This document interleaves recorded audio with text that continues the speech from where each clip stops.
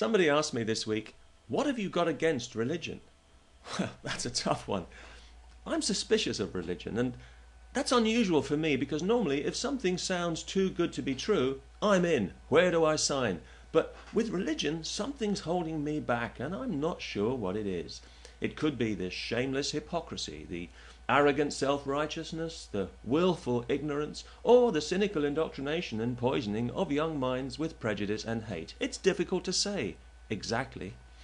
I do know that given half a chance, religion would control every aspect of my life, whether I want it to or not, and would impose a morality on me, telling me what to think, what to believe, and who to attack and kill for believing something else. Thus, religion is the natural home of the psychopath.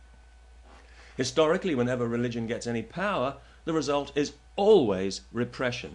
If it could, I'm sure it would bring back crucifixion. So that's just one of the things I've got against religion. Another thing, since you ask, is this book, the Bible, or the Holy Bible, as it's jokingly referred to here on the front cover. The costume drama from hell, a mesmerizing soup of image and metaphor into which any fantasy can be read and by which any horror can be justified. They call the Bible the good book. And yes, if you're looking for blood and guts, sadistic cruelty, meanness of spirit, and general psychopathic insanity, then this might be what you'd call a good book. This might be the book for you.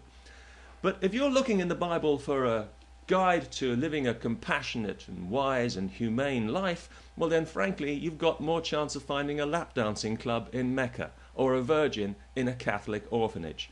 If this book is truly the word of a loving and merciful God, then all I can say is, it's a suicide note. Although I will admit that it's possible for the Bible to be used for good. Of course it is.